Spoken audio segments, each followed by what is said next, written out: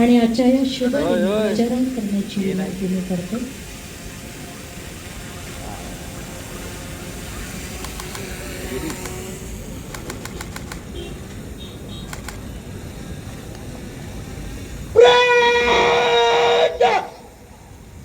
राष्ट्रीय ध्वज को सलामी देगी. राष्ट्रीय सलाम सलामी शास्त्र.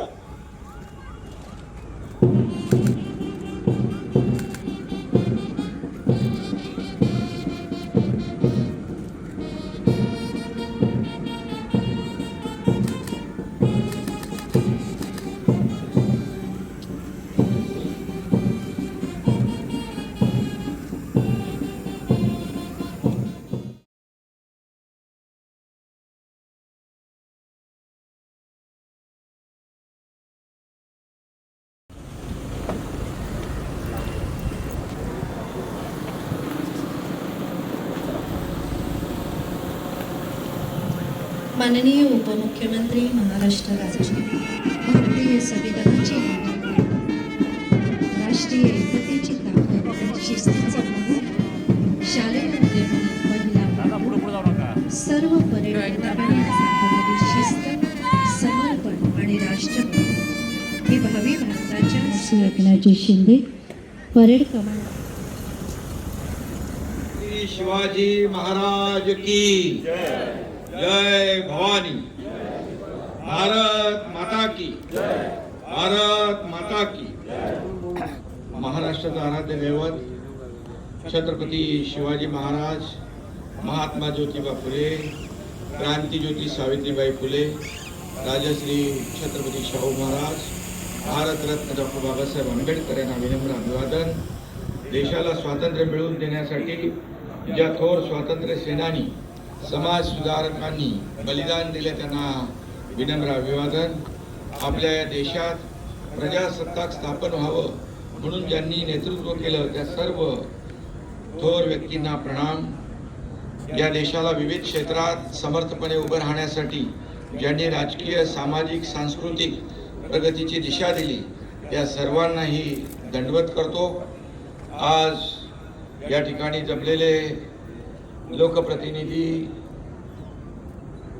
आमदार आहेत संजय केकर, रवींद्र पाठक, याचबरोबर इतर सर्व लोकप्रतिनिधी, आपले जिल्हाधिकारी श्री कृष्ण पांचाळ, पोलीस आयुक्त आशुतोष डुंबरेजी, महापालिका आयुक्त सौरभराव, त्याचबरोबर स्वामी आपले DS पोलीस अधीक्षक, ज्ञानेश्वर चव्हाण अपर पोलीस अधीक्षक, रणजित यादव, सर्व मान्यवर आणि विविध क्षेत्रातील उपस्थित सर्व नागरिक बंधू भगिनी आणि अधिकारी, कर्मचारी, तसेच पत्रकार बंधू भगिनी आणि तमाम जिल्हावासियांना प्रजासत्ताक दिनाच्या मी मनपूर्वक शुभेच्छा देतो. आजचा दिवस हा आपल्या लोकशाहीचा उत्सव आहे. ज्या संविधानाने आपल्याला अधिकार दिले, ताकद दिली, त्या संविधानाचा आणि भारत मातेचा जय जयकार करण्याचा हा दिवस आहे. संविधानामुळे प्रत्येक भारतीयाला न्याय, अधिकार आणि स्वातंत्र्य मिळालं. प्रजासत्ताक या शब्दाचा अर्थ प्रजेची, नागरिकांची सत्ता. प्रजासत्ताक शब्दात आधी प्रजा येते आणि मग सत्ता, हे आपल्याला कधी विसरता येईल. ठाण्याचा पालकमंत्री म्हणून ध्वजवंदन करतो तेव्हा मला खूप अभिमान वाटतो, समाधानही वाटतं. उपमुख्यमंत्री म्हणून मी संपूर्ण राज्यात असलो तरी ठाणे ही माझी कर्मभूमी आहे. इथल्या मातीशी, माणसांशी माझं रक्ताचं नातं आहे. त्यामुळे इथल्या प्रत्येक माणसाच्या आयुष्यातली दुःख कमी करून त्याच्या आयुष्यात आपल्याला आनंद आणि समाधान निर्माण करायचं आहे. ठाणे जिल्ह्याला देशात क्रमांक 1 चा जिल्हा करण्याचं आपलं स्वप्न आहे. त्यासाठी आपण सर्वजण प्रामाणिक प्रयत्न करतोय. महायुतीच्या सरकारने गोरगरीब सर्वसामान्यांना डोळ्यासमोर ठेवून अनेक महत्त्वपूर्ण निर्णय आजवर घेतले आहेत आणि यापुढेही घेतले जातील. महिला, शेतकरी, कामगार, कष्टकरी, विद्यार्थी अशा विविध घटकांच्या जीवनामध्ये आम्ही गेल्या 3-3.5 वर्षामध्ये आमूलाग्र परिवर्तन घडवलेलं आहे. 1.5-2 वर्षापूर्वी लोकसभा, विधानसभेच्या, त्यानंतर स्थानिक स्वराज्य संस्थांच्या निवडणुका झाल्या. जगातली सर्वात मोठी लोकशाही असणाऱ्या आपल्या या देशाच्या आणि राज्याच्या नागरिकांनी मतदानाचा हक्क बजावला.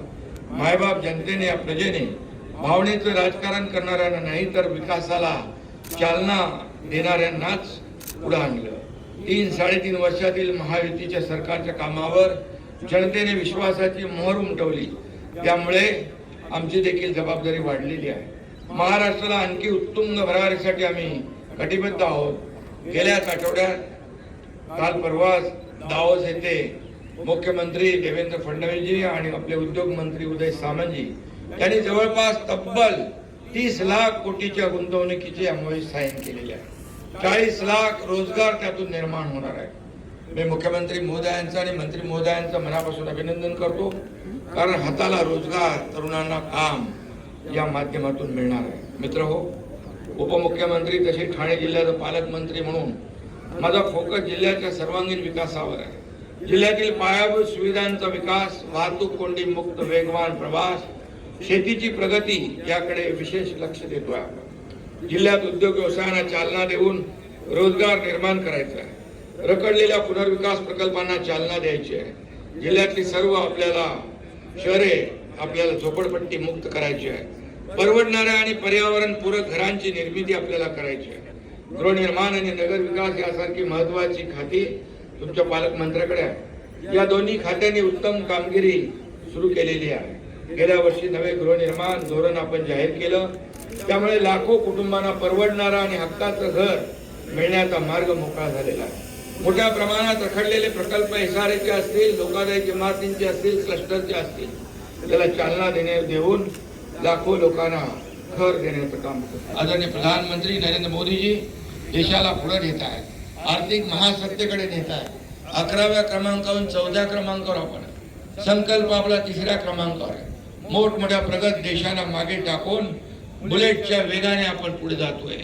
हे देशाचा आपल्याला अभिमान आहे आणि सर्वांनी गर्व आहे. आणि म्हणून या ठिकाणी आपण जर पाहिलं तर आपलं सरकार हे सर्वसामान्यांचं सरकार आहे. आपण म्हणतो सरकारी कामं लोकांच्या दारापर्यंत कशी पोहोचतील हाच ध्यास घेऊन आम्ही शासन आपल्या दारी सरकार देशातला अतिशय यशस्वी आणि विक्रमी उपक्रम यशस्वीरित्या पार पडला आणि जवळपास 4 कोटी लोकांना त्याचा फायदा झाला. आणि म्हणून आज मला सांगताना अभिमान वाटतो की ठाणे जिल्ह्याने डोर स्टेप डिलिव्हरी सुरू करून 431 ग्रामपंचायतीमध्ये सुमारे 5000 नागरिकांनी घरी बसून कागदपत्र मिळवलं आहे. अनेकांनी यातून स्वयंरोजगाराला हातभार लावलेला आहे. अनेक सक्सेस स्टोरीज पुढे येत आहेत. मी नेहमी सांगतो, आज पुन्हा एकदा सांगतो, लाडकी बहीण योजना कधीही बंद होणार नाही. आपल्या जिल्ह्यातील 47,000हून अधिक लाडक्या बहिणी लखपती दिदी झाल्यात. हे बघून देखील पूर अभिमानाने भरून येतो, समाधान वाटतं. नदीतल्या जलपर्णीपासून शोभेच्या वस्तू बनवून महिलांनी कचऱ्यातून सोनं निर्माण केलं. प्रधानमंत्री जनजाती आदिवासी न्याय महाअभियानात राज्यात सर्वाधिक म्हणजे जवळपास 12,000 कातकरी कुटुंबांना घरकुलं मंजूर केली. कातकरी वंचित समाजाचा एकही माणूस घरापासून वंचित राहणार नाही याची काळजी आपण घेतो आहे आणि तोच आमचा निर्धार आहे. ठाणेकर विचारत होते मेट्रो कधी धावणार. मी आपल्याला सांगतो, मेट्रो 4 आणि मेट्रो 4 ची यशस्वी चाचणी झालेली आहे. आता लवकरच मेट्रो प्रवाशांच्या सेवेत धावणार आहे. इंटरनल मेट्रो देखील होईल. मेट्रो 5 आणि 12 मुळे ठाणे, भिवंडी, कल्याण आणि नवी मुंबई एकमेकांना जोडली जाणार आहे. पनवेल कर्जत रेल्वे मार्ग, कल्याण बदलापूर 3री-4थी मार्गिका यांची कामं युद्ध पातळीवर सुरू आहे. भविष्यात ठाण्याची नवी ओळख ठरेल असा 260 मीटर उंच विविंग टॉवर आणि कन्व्हेन्शन सेंटर आपण उभारतोय. आयफेल टॉवर नंतरचा दुसरा सर्वात उंच टॉवर असेल. कन्व्हेन्शन सेंटरच्या माध्यमातून आर्थिक उलाढाल होईल, अर्थव्यवस्थेला चालना मिळेल. ठाणे शहराच्या वाढत्या लोकसंख्येला आवश्यक असलेल्या पाणी पुरवठ्यासाठी काळू धरणाच्या कामाला राज्य शासनाने चालना दिलेली आहे. MMRDAच्या माध्यमातून 400 कोटी रुपयाचा भरणा देखील केलेला आहे. या धरणाची लवकरात लवकर उभारणी केली जाईल तिथल्या स्थानिक लोकांना विश्वासात घेऊन. ईस्टर्न फ्रीवे विस्तार खेडा मार्ग खेडानगर सर्कल ते साकेत वाया आनंद नगर असा होणार आहे. मुंबई ठाणे 30 मिनिटामध्ये सिग्नल मुक्त प्रवास होईल. ठाणे कोस्टल रोड गायमुख ते साकेत बाळकुंग ते चेंदणी नवी मार्गिका तयार केली जात आहे. अवजड मालवाहू वाहने ठाणे शहरातून जाणार नाही, ठाणे शहराच्या बाहेरून जातील. ठाण्यातली वाहतूक कोंडी दूर होईल. ठाणे कोस्टल रोड मीरा भाईंदर मार्गे मुंबई कोस्टल रोडला जोडणार. ठाणे ते बोरिवली अंतर जे 1.5-2 तासात आहे ते अवघ्या 20 मिनिटात पूर्ण करणाऱ्या बोगद्याचं काम तो सुरू झालेला आहे. ठाणे बोरिवली बोगद्याचं कोपरी ते पटणी असा पूल उभारण्याचं नियोजन आहे. पटणी ते नवी मुंबई एअरपोर्ट असा एलिव्हेटेड मार्ग उभारून ठाण्याला विमानतळाशी थेट जोडणार आहोत.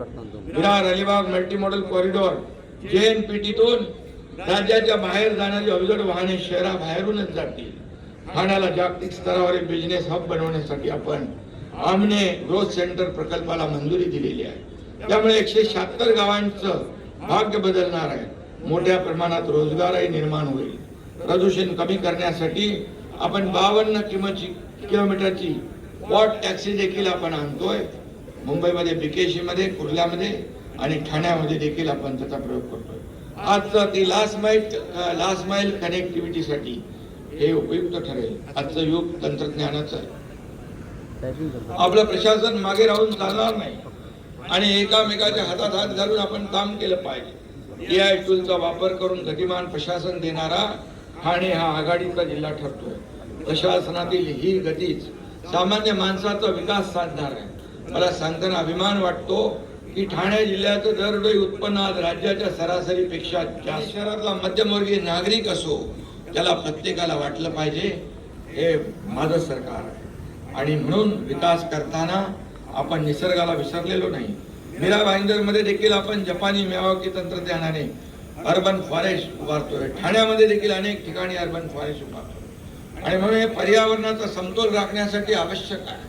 आपल्या नगर विकास विभागाने आणि आपल्या गृहनिर्माण विभागाच्या माध्यमातून जे मँग्रो जे उद्ध्वस्त होतात, नष्ट होतात, यासाठी देखील ग्रीन TDR ची पॉलिसी आपण आणतोय.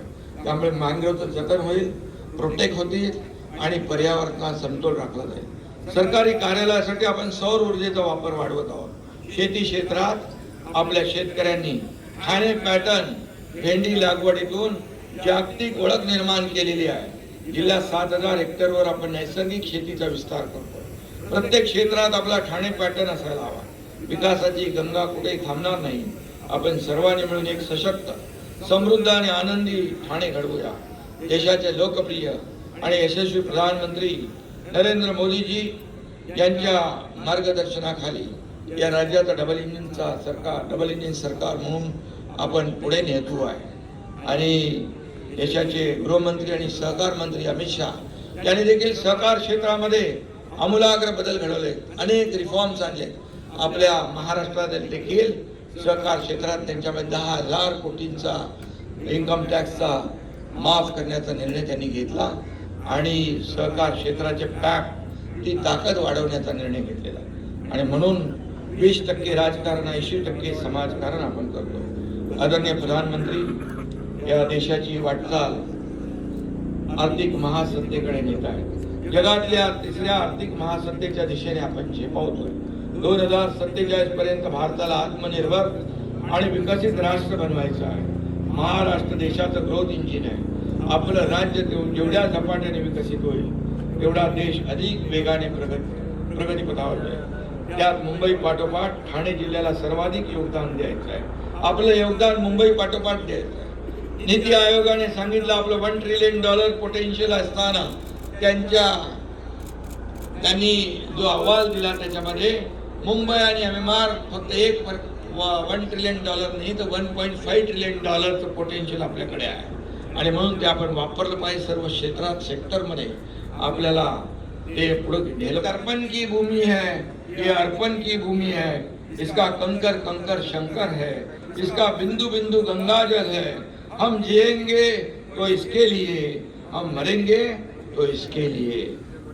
आणि म्हणून शरीरात आपल्या शेवटच्या रक्ताचा थेंब असेपर्यंत या देशात प्रजासत्ताकासाठी अहोरात्र काम केलं पाहिजे.